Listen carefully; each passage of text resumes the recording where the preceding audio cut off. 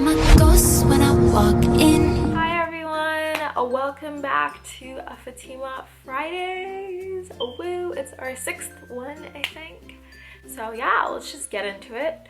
So the first thing I'm going to talk about is the NBA AllStar Game weekend thing. Yeah, basketball fan, huge Lakers fan. Go Lakers all the way, all the time. Especially Jay Clarkson. No, but seriously, I didn't watch the whole weekend, I'm not gonna lie, but I did watch some parts, specifically a lot of the Sunday part, because that's like where all the cooler stuff is, or the stuff that I'd rather watch. On Sunday, I watched the three-point shootout competition thing, and I think that's just like freaking Klay Thompson and Steph Curry ruled it, and I was like, well, that's why it's so hard to freaking play the Warriors, because who are you gonna guard? Because you'll guard one, and then the other one will come out and shoot lights out on you, or they'll both shoot lights out on you, or one of them. So you just never win with that team. Just never, because they're just both amazing. Like, it's just, I don't know. I don't know. Arguably the two best shooters in the world right now on the same team. Like, unlucky other teams that have to play against them. Awkward. Also, the slam dunk contest. Huge fan of that this year. So like, I feel like in the past years it's been a little less fun, you know, a little less crazy with the antics, but this year they stopped it up. Aaron Gordon, dude, first of all, his arms are amazing, like so pretty arms. Like, I know that's weird, I think maybe I have a thing for arms. Who knows, but his arms are really pretty. And he just killed it. He had this like guy spinning and with the ball, and he'd come and grab it and then spin to dunk it in and do all these like really cool things. I think on his 4th dunk or something, I literally got out of my seat just because it was so cool. It was freaking amazing. I'm gonna insert some clips, hopefully, so that you guys can see, but it was amazing. I think he should have won the contest, but it got stolen. I feel like it was a highway robbery. From him, because Zach LaVine won again for the 2nd year in a row. I mean, I think his dunks were really cool too, but I don't think they were that special or unique really. He did a lot of stuff that I've seen. I mean, obviously not many people can actually do what he did, but it wasn't as unique as what Aaron Gordon was doing. So here's Aaron Gordon's last dunk. Okay, let's watch it. Tell me what you think. Now, here is Zach LaVine's last dunk. Now tell me what you think.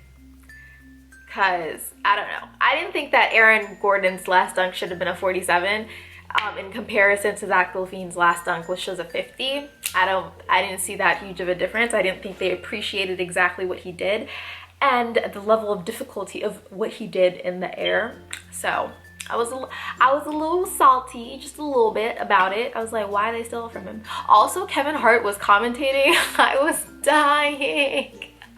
It was so funny. He was just like making jokes left and right. And then Andre Drummond, his dunks were kind of sad. He just kept missing. Poor guy. I was just like, but then those two, Zach LaVine and Aaron Gordon, just went at it, kept going at it at the end, literally dunk after dunk after dunk, freestyling. And the thing is, after you get to a certain point and they had tied, they couldn't have practiced any of those dunks. So they were just coming up with those on the fly and just killing it after. I was just like, they should have tied. If anything, if Aaron Gordon wasn't gonna win, they should have tied. All-Star Game was cool, you know, whatever. It was all right. They scored a lot. I'll admit I watched like part of it, but not really. I only watched because Kobe Bryant was playing. His tribute was beautiful. He's just, I'll admit that like Kobe was not someone that I was always a huge fan of, even though I was a fan of the Lakers. I respected him as an athlete the same way I respect like LeBron James as an athlete, but now I'm starting to like him as a person. I just feel like when he was a player, he put a lot of time and effort into just like being a great player, and that made him come off strong and a little harsh sometimes in the media or even to like the naked eye, like mine. But now seeing him just like smiling, like I never used to see him smile. So it's just so weird to me to see him just like be a human person and understand the fact that like maybe that was just a facade for him and that's just the way he concentrated on winning because he's a freaking winner. I don't know, he's, in my opinion, one of the greatest to play ever, if not the greatest. Tied with maybe Michael Jordan in my book, you know. People are gonna fight over this all the time. So seeing this tribute to Kobe Bryant and his career and seeing all these people like congratulating him and just being so awesome about like giving him his last hurrah, it was just beautiful in my opinion. Even Magic Johnson being there and congratulating him. I just think it's amazing because he is such an amazing player, such amazing work ethic. I really want to just emulate his work ethic. Like, he worked so hard, put in so much time and effort to what he did, to his craft, to creating the best player that we have seen in a long time. And just, I can't say enough praise about him. I'm gonna miss him. I wish honestly I could see him play before he left, but I didn't get a chance. And that's probably gonna hurt me for the rest of my life because I really wish I could have watched him play in person because he's gonna be a Laker great, an NBA great, future Hall of Famer, amazing. If I could have an ounce of his work ethic, I would be amazing. Literally, my new motto right now is like, if I don't want to do something, I'm like, what would Kobe Bryant do? He would do it, so I like go out and do it. Or if I'm being lazy or anything, snap right back because, you know, like, you gotta work hard and put an effort into anything that you want, you know? The Grammy Awards were this week, so I would say we're gonna talk about that. Kendrick Lamar's performance killed it. Killed it. Large meanings in that whole thing. He came out in like handcuffs and chains and just like gave a powerful performance. He had a standing ovation at the end of it. Snaps. Ed Sheeran finally won his Grammy, so that's amazing. Justin Bieber won his first Grammy too, so that's crazy. I honestly was so surprised that Ed Sheeran hasn't won already. Like, what?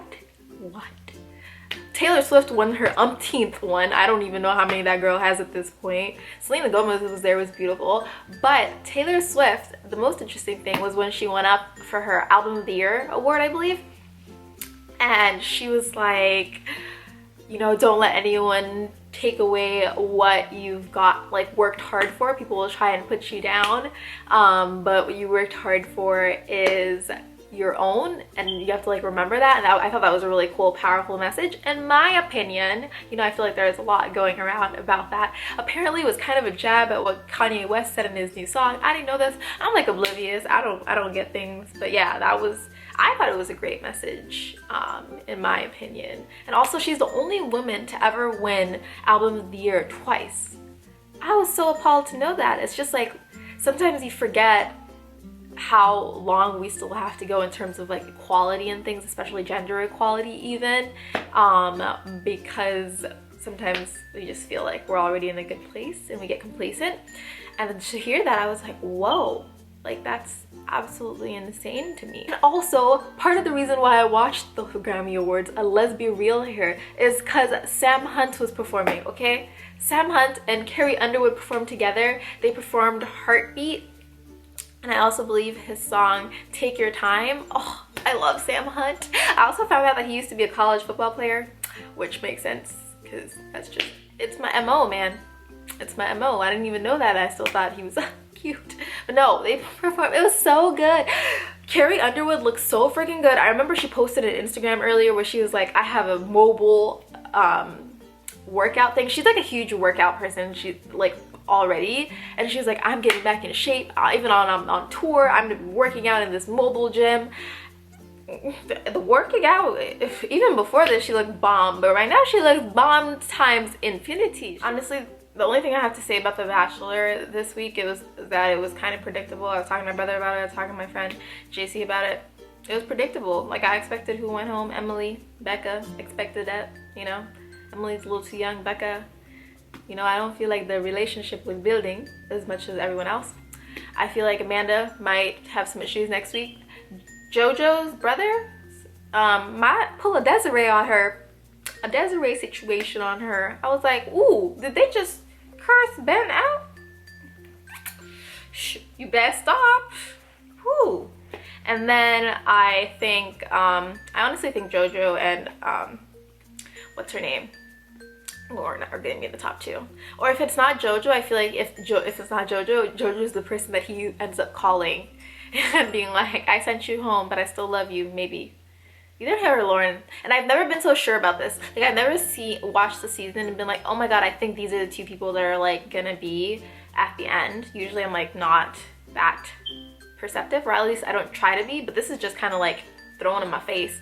Also, I think that Becca or Amanda might be the next Bachelorette, in my opinion. We'll see. I feel like Kayla, I wish she would win, but I don't think that's gonna happen. No, the quote is leap and watch the net appear. I think it's an interesting quote, just because I'm gonna be trying to do something that I've wanted to do for a while and kind of outside of my comfort zone that I'm really afraid to try.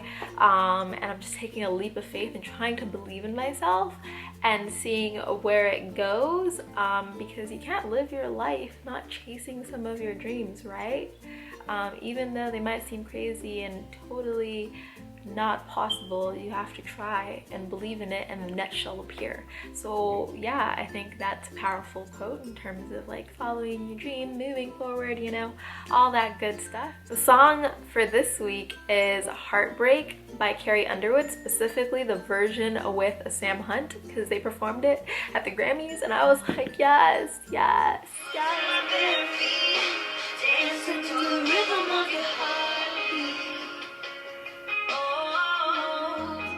Thank you guys so much for watching. I really appreciate it. Please leave any comments or thoughts down below in the comment section. I look forward to talking to you guys.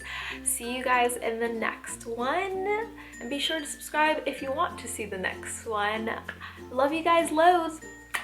Bye. Music up loud, red wine, good times. No, I don't mind being with everyone else.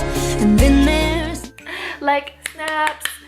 Ooh, I was clapping and snap and saying snaps. I meant snaps. That body is mom. I think he's amazing.